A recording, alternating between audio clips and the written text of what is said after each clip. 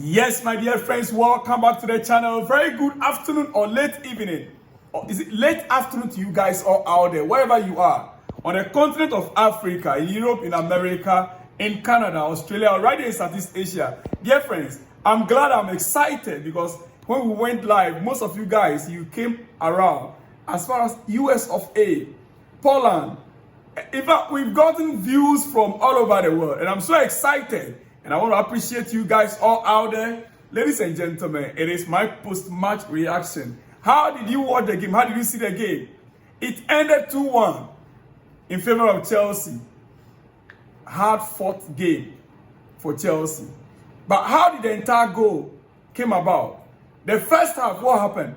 Trust me. You see, I've been watching Chelsea long enough to know when players are playing for the coach or not.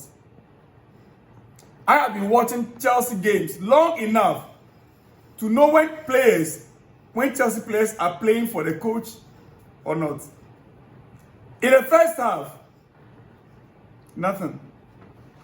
Nothing is like lack of confidence, lack of ideas in the first half. Fulham was a better side. In fact, in the entire 90 minutes, Fulham was a better side. I don't know how we managed to win. I don't know how Chelsea managed to win the game. Trust me. But you see, Enzo Maresca went straight down the tunnel. He went straight down the tunnel after the game. Whilst the players celebrated with the fans, the players walked towards the fans to celebrate with the fans. But our coach was seen briefly, and then he went straight down the tunnel. I understand his feelings. At the break, he was being booed by the fans.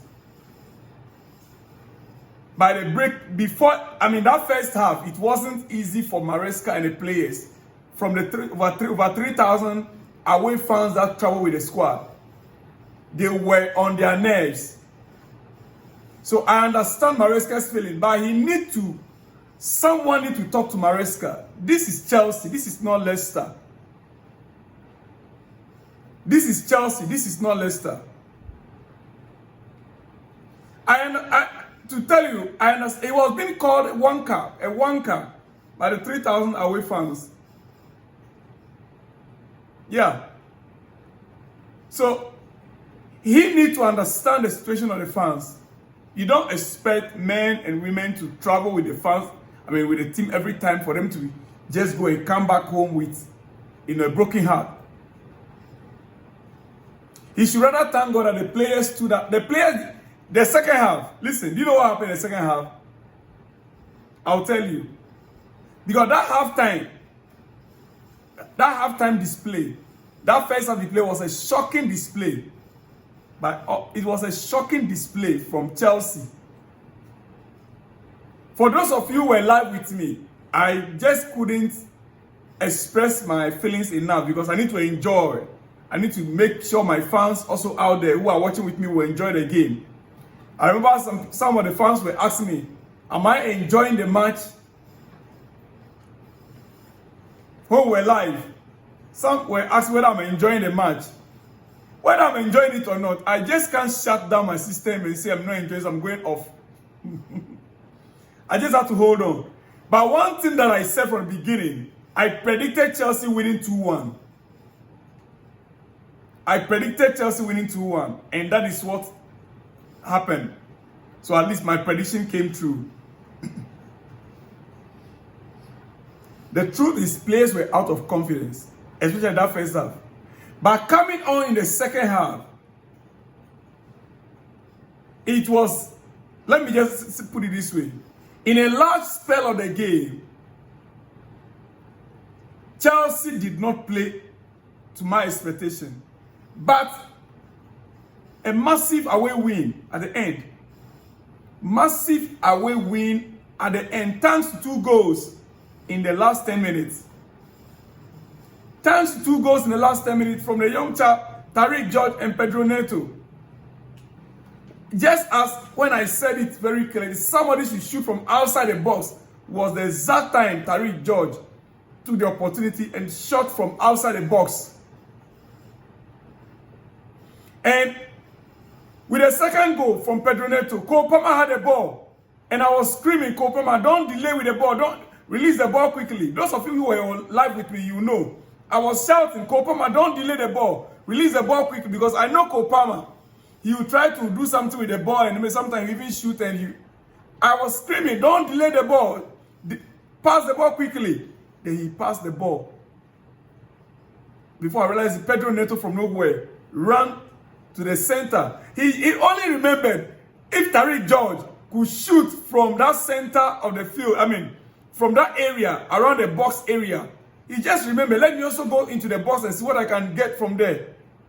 Getting there, the ball was crossed to him and he just remembered that, oh, I also can shoot.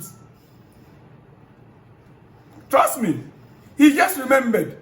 Because Pedro Neto is known for such kind of shots. He forgot himself. You know, just like the story of the hawk that was living among chicks. When the hawk was living among chicks, he forgot that he could fly. Or is it the eagle? Yeah, the eagle living among chicks. He forgot that he could fly up in the sky. He was living with the chicks and he thought he was one of them. Pedro Neto that we know is a player that can shoot from any angle. Tariq George coming in the second half.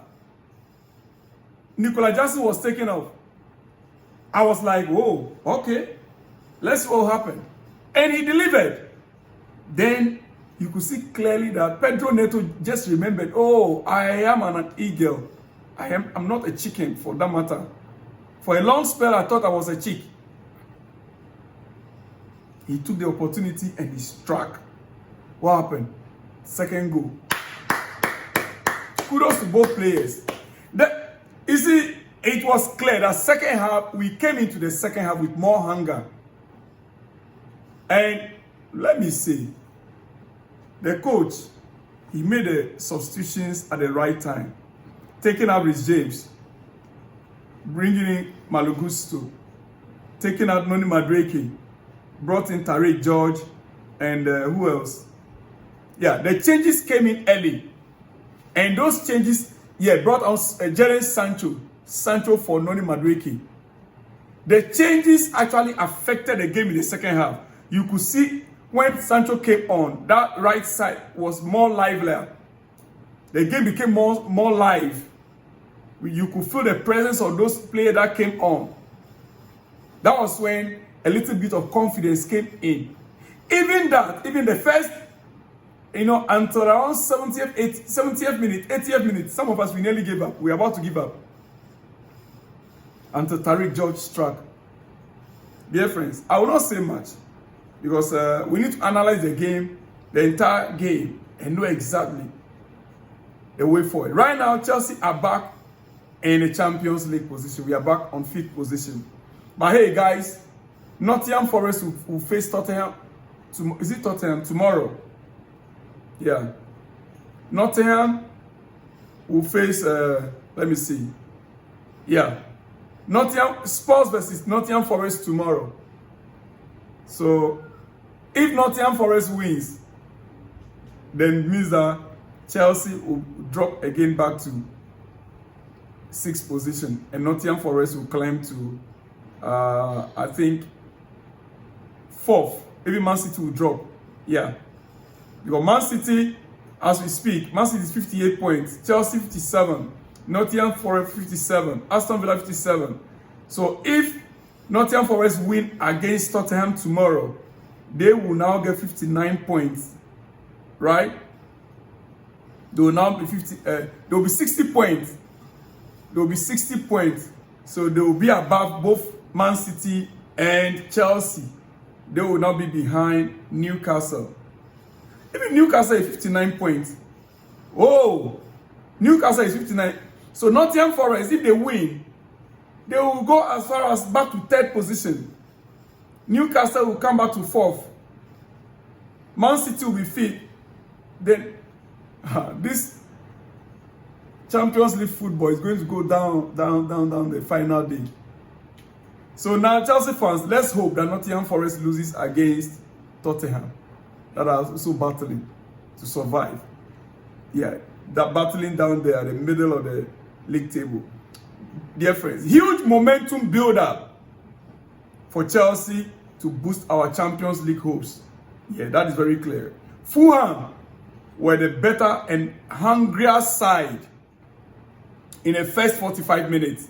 But Chelsea improved after the break and found two great finishes. Great two goals to end the game. Fulham scored twice late at Stamford Bridge in the return fixture, you remember? And now Chelsea do the same to them. Maresca, for me, he is a one-dimensional coach.